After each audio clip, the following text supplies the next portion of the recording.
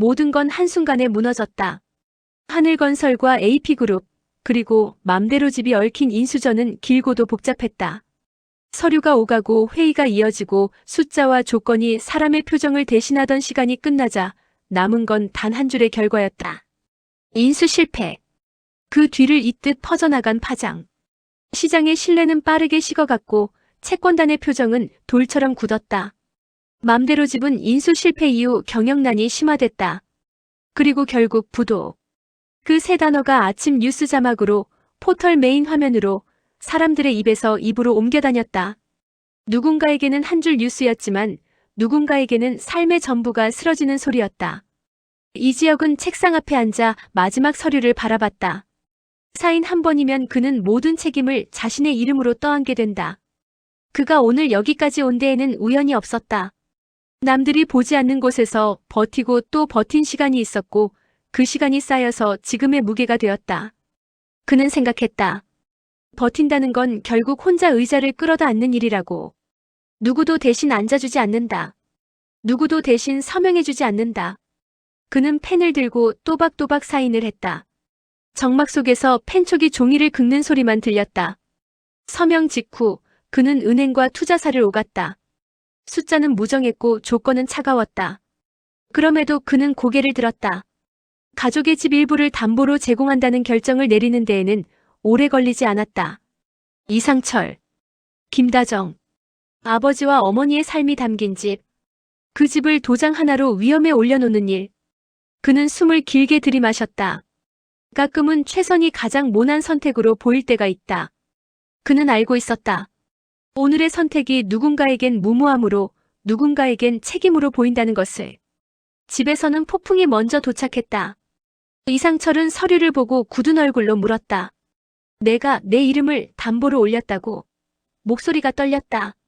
화 때문만은 아니었다. 아버지란 이름으로 평생을 버텨온 사람이 느끼는 모멸과 슬픔, 그리고 두려움이 섞여 있었다. 김다정은 조용히 남편의 팔을 잡았다. 그 손길에는 부탁과 만류와 믿음이 다 들어있었다. 이지혁은 고개를 들었다. 아버지, 이건 제 선택이에요. 책임은 제가 집니다. 이상철은 한동안 말이 없었다. 마침내 그가 내뱉은 말은 평생을 허리 숙여온 한 사람의 체념이었다. 책임은 내가 진다 해도 결과는 우리 모두가 감당한다. 그 말 앞에서 이지혁은 아무 말도 하지 못했다. 그 시간 지은호는 지역의 소식을 기다리고 있었다. 통화 연결음은 길었고 메시지의 답은 짧았다. 회사에서 밤을 샌다는 한 줄 답. 새벽 공기를 가르는 버스 안에서, 병원 복도 끝에서, 카페 구석 자리에서 그녀는 몇 번이고 화면을 켰다 껐다 했다.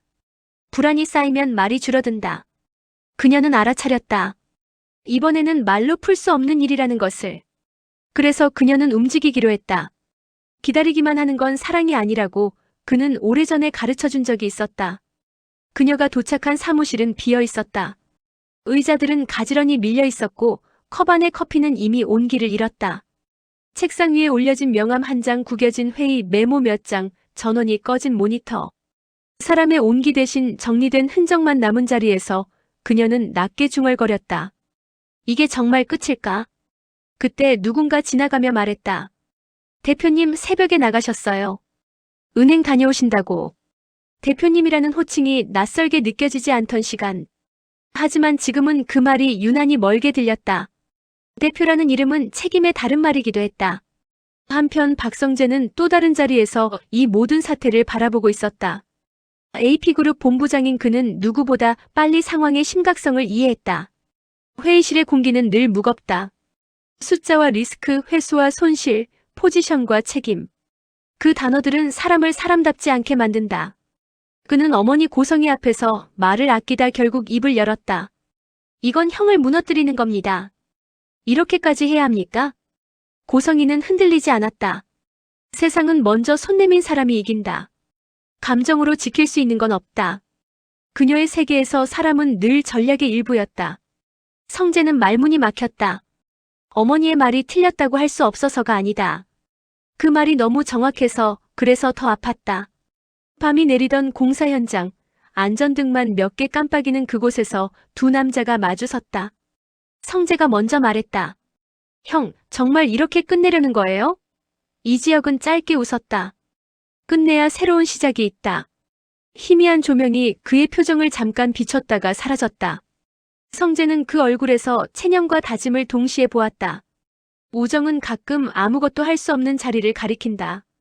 그는 한 발 물러섰다가 결국 다가서지 못하고 돌아섰다. 돌아서는 사람의 등은 늘 무겁다. 그 무게는 말로 줄어들지 않는다. 다음 날 아침 뉴스는 단정적이었다. 맘대로집 AP그룹 인수 실패 후 경영난 심화 결국 부도. 짧고 간결한 문장 속에 수많은 얼굴들이 눌려 있었다. 서류를 정리하는 사람, 동료의 손을 잡고 울음을 참는 사람, 입술을 깨물며 고개를 드는 사람. 누군가의 10년과 20년이 한 줄로 요약될 때 세상은 잔인해진다. AP그룹의 로비에도 긴 한숨이 흘렀다. 신뢰 하락, 투자자 이탈, 향후 대책. 회의실의 화이트보드에는 항목들이 늘어갔다. 하지만 어떤 항목에도 사람의 이름은 쓰이지 않았다. 숫자만 남고 사람은 사라지는 것. 그게 위기 국면의 상투적 진실이었다. 기자들 앞에 선 이지혁의 목소리는 담담했다. 회사 일의 책임은 모두 제게 있습니다. 직원들은 죄가 없습니다. 누군가는 그를 미숙하다고 평가했고 누군가는 그를 무모하다고 조롱했다. 그러나 어떤 평가는 그가 밤을 새며 도면을 고치고 납기 앞에서 온몸으로 버티던 시간을 지우지 못한다. 그는 안다. 무너지는 건 순간이지만 쌓아 올리는 건 오랜 시간이라는 것을. 그리고 그 오랜 시간을 함께 해준 사람들이 있었다는 것을. 그 시각 지은호는 또 다른 진실 앞에 서 있었다. 동생 지강호가 실수로 DNA 등록을 했다는 말은 오래 숨겨온 비밀을 현재형으로 끌어왔다. 입양이라는 단어는 그녀의 마음 어디에나 있었지만 말로 꺼내면 세계가 흔들릴 것 같아 늘 덮어두던 단어였다. 그런데 덮어둔다고 없어진 건 아니었다. 정순이는 딸의 어깨를 감싸며 말했다. 믿는다고 다 얻는 건 아니야. 하지만 믿지 않으면 아무것도 남지 않아. 엄마의 말은 분명했다. 살아온 시간으로만 할 수 있는 말이었다. 밤 조용한 건물 앞에 지은호가 섰다. 작은 봉투 하나를 손에 쥐고 그 안에는 유전자 일치 확인을 위한 서류가 있었다. 그녀는 한참을 망설였다. 버려진 게 아니라 잃어버린 거라면 이제는 내가 찾아가야 하지 않을까? 그녀는 봉투를 우체통에 넣었다. 금속이 닫히는 소리가 작게 울렸다. 작은 소리였지만 그녀에겐 새로운 시작의 신호였다. 멀리서 한 사람이 그녀를 바라보고 있었다. 박성재였다. 그는 알았다. 그녀가 무엇을 선택했는지, 그 선택이 앞으로 무엇을 흔들지. 그는 조용히 속삭였다. 지켜주고 싶다. 하지만 그게 나를 잃는 일이라면 나는 어디에 서야 하지? 대답은 없었다. 바람만 스쳐갔다. 며칠 전의 장면이 하나 더 떠오른다. 병실에서 잠깐 통화가 끝난 뒤 지은호는 짧게 걷고 앉았다. 수술을 앞두고 체력을 끌어올려야 한다는 충고를 떠올리며 그녀는 작은 걸음을 반복했다. 걷고 앉고 다시 걷고. 반복 속에서 사람이 버틴다. 그녀는 속으로 다짐했다. 누군가를 믿는 일과 내 삶을 지키는 일이 충돌할 때 나는 두 일을 동시에 해볼 것이다. 완벽할 수 없다는 걸 알지만 그래도 동시에 해볼 것이다. 두 가지를 다 붙든 사람만이 끝까지 남는다는 걸 그녀는 배웠다. 이상철은 아내 김다정과 함께 오래된 앨범을 꺼냈다. 사진 속엔 어린 지역과 두 남매 그리고 부모가 있었다. 오래전 고단했던 날의 표정들이 선명했다. 그는 낮게 말했다. 사랑도 책임도 결국 생활에서 나온다. 생활을 지키지 못하면 사랑도 책임도 말뿐이다. 김다정이 대답했다. 그래도 우리가 가르친 건 포기하지 않는 법이었어. 아이가 그걸 배웠다면 우리 역할은 반은 한 거야. 두 사람은 말없이 사진을 넘겼다. 부모는 가끔 뒤에서 빛이 된다. 앞에 서지 못했기 때문에 뒤에서 더 단단해지는 빛. 박진석은 보고서를 덮고 창밖을 봤다. 그는 늘 속도를 중시했다. 빠르게 판단하고 빠르게 철수하고 빠르게 재진입하는 것. 그 속도감이 오늘의 그를 만들었다. 그러나 그는 느꼈다. 속도의 복수는 때때로 신뢰라는 이름으로 돌아온다는 것을. 그는 한숨을 쉬며 중얼거렸다. 잃은 것은 돈이 아니라 사람의 마음일지도 모르겠군. 고성이가 말했다. 마음은 다시 얻을 수 있어요. 조건을 바꾸면 돼요. 박진석은 고개를 젓지 않았다. 땀한 눈길을 창밖에서 떼지 못했다. 오래된 기업가의 직감은 조건표 안에는 적히지 않는다. 박영란은 밤늦게 연구실에서 나왔다. 그녀는 늘 조용하고 단정했다. 그러나 그 단정함 안에는 자신의 정의가 있었다. 엄마, 그 사람까지 망가뜨릴 필요는 없잖아요. 그녀의 말에 고성이는 미소만 지었다. 그 미소는 대답이자 통보였다. 그래서 영란은 결심했다. 자신이 더는 주변에만 서 있지 않겠다고. 그녀는 지은호에게 전화를 걸었다. 이지혁 씨, 위험해요. 이 말은 경고이자 연대였다. 같은 시대를 사는 사람들이 서로에게 보낼 수 있는 가장 간단한 신호. 다음 날 공사 현장 한복판에서 지은호와 이지혁이 마주섰다. 당신을 지켜주는 게 아니라 당신을 망가뜨리는 거예요. 그녀의 목소리는 떨렸지만 분명했다. 나라도 버티지 않으면 다 무너져. 그의 대답은 단단했지만 외로웠다. 그럼 같이 버텨요. 나도 그 안에 있을게요.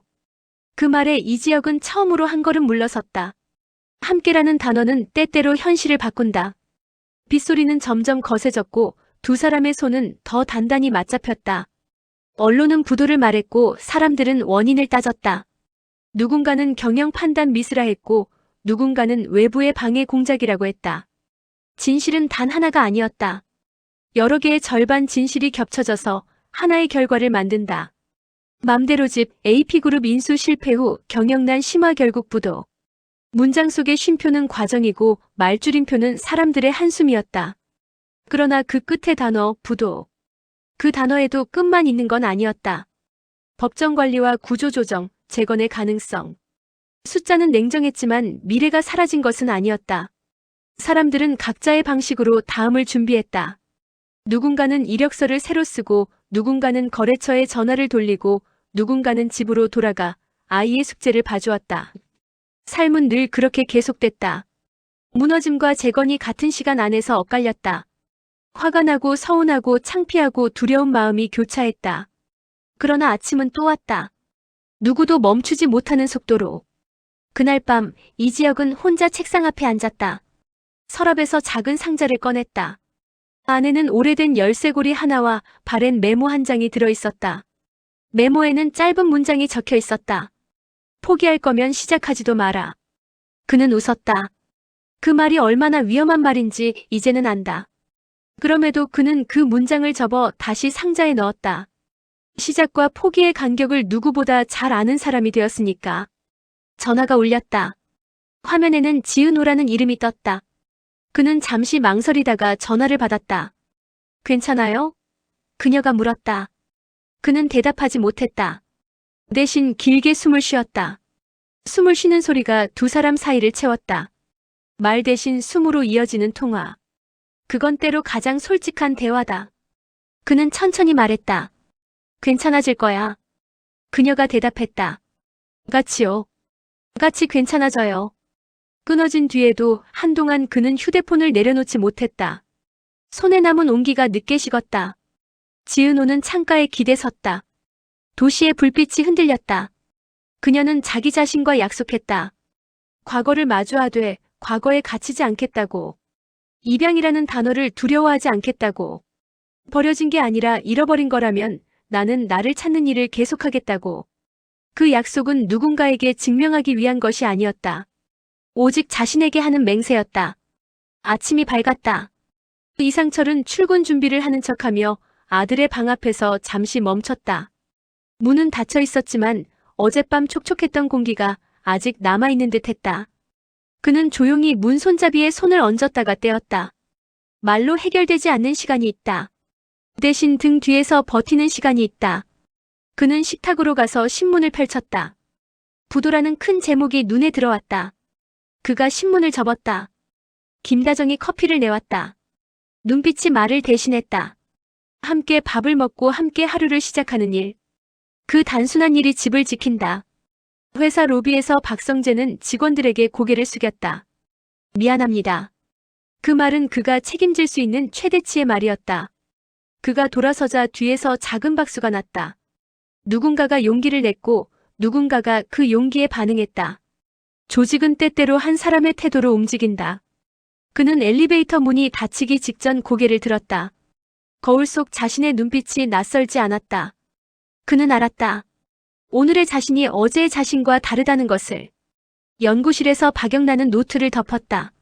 그녀는 어머니의 세계를 이해하려 노력해왔다.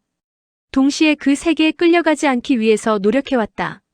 오늘 그녀가 한 통의 전화를 걸었다는 사실이 그녀를 그 세계 밖으로 조금 더 데려다 놓았다. 그녀는 알았다. 충성보다는 정직이 더 오래 간다는 것을. 적어도 자신에게는. 정순이의 가게에서는 점심 준비로 분주했다. 칼이 도마를 치는 소리가 빠르게 이어졌다. 그녀는 이 소리를 사랑했다. 살아있다는 소리였기 때문이다. 손님에게 따뜻한 국 한 그릇을 내밀며 그녀는 늘 같은 마음이었다. 뜨거울 때 드세요. 그 말은 마음으로 건네는 부탁이었다. 사랑도 책임도 결국 뜨거울 때 먹어야 힘이 된다. 식어버리면 맛이 없다. 저녁 무렵 공사 현장 앞에서 두 사람이 다시 만났다. 오늘은 비가 오지 않았다. 하늘은 맑았고 바람은 차분했다. 이지혁이 먼저 말했다. 미안하다. 그 말은 두 사람 사이에 묵혀있던 오해들을 조금씩 풀었다. 지은호가 고개를 저었다. 나도 미안해요. 이해한다고 말만 하면서 사실은 불안해했어요. 그는 웃었다. 불안해하는 게 이해하는 거야. 완벽한 사람만 이해하는 건 아니잖아. 완벽하지 않아서 이해하려고 애쓰는 게 사람이지. 둘은 한참을 서 있었다. 말들이 바람에 실려 흩어졌다. 그날 밤 도시는 평소처럼 불을 밝혔다. 누군가는 야근을 했고, 누군가는 친구를 만났고, 누군가는 혼자 집으로 돌아갔다. 매일의 삶은 거창하지 않다. 그러나 그 사소한 반복이 사람을 지킨다. 무너졌던 마음도 흔들리던 관계도 그 반복 안에서 조금씩 제자리를 찾아간다. 그리고 다음 주 월요일 새로운 공고가 떴다. 하늘건설 법정관리 개시. 재건 계획 수립 예정. 누군가는 고개를 돌렸고 누군가는 관심을 보였다. 숫자들의 행진 뒤에서 사람들은 다시 자리를 잡기 시작했다. 마음이 서서히 현실의 골격을 따라가기 시작했다. 마지막으로 우리는 서로에게 무엇이었나? 그 질문은 간단하지만 답은 길다. 이지혁에게 지은호는 포기하지 않기 위한 이유였다. 지은호에게 이지혁은 믿는 법을 잊지 않게 해주는 사람이었다. 박성재에게 둘은 우정의 기준이었고 박영라에게 그들은 정의의 좌표였다. 이상철과 김다정에게는 자식이었고 정순이에게는 딸이었다. 이름들은 서로에게 의미가 되었고 그 의미들이 얽혀서 오늘의 이야기를 만들었다. 이야기는 여기에서 멈추지 않는다. 맘대로 집 AP그룹 인수 실패 후 경영난 심화 결국 부도. 그 문장은 하나의 끝이 아니라 다음 문장의 시작이었다. 부도 이후에 써내려갈 재건의 문장들, 서로를 향한 이해의 문장들, 과거를 마주한 뒤에도 앞으로 걸어가려는 사람들의 문장들. 우리는 그 문장을 함께 읽어갈 것이다. 누구는 빠르게, 누구는 천천히. 그러나 결국 모두 다음 페이지로 넘어갈 것이다. 지금 이 순간에도 누군가는 펜을 들고 누군가는 손을 잡고 누군가는 마음을 고쳐먹는다. 무너지는 순간에도 누군가는 빛을 낸다. 그 빛은 크지 않을 수 있다. 하지만 어둠은 크기를 따지지 않는다. 작은 빛도 길을 만든다. 오늘 우리는 그 작은 빛 하나를 보았다. 그리고 내일 우리는 그 빛이 조금 더 커진 것을 보게 될 것이다. 그것으로 충분하다.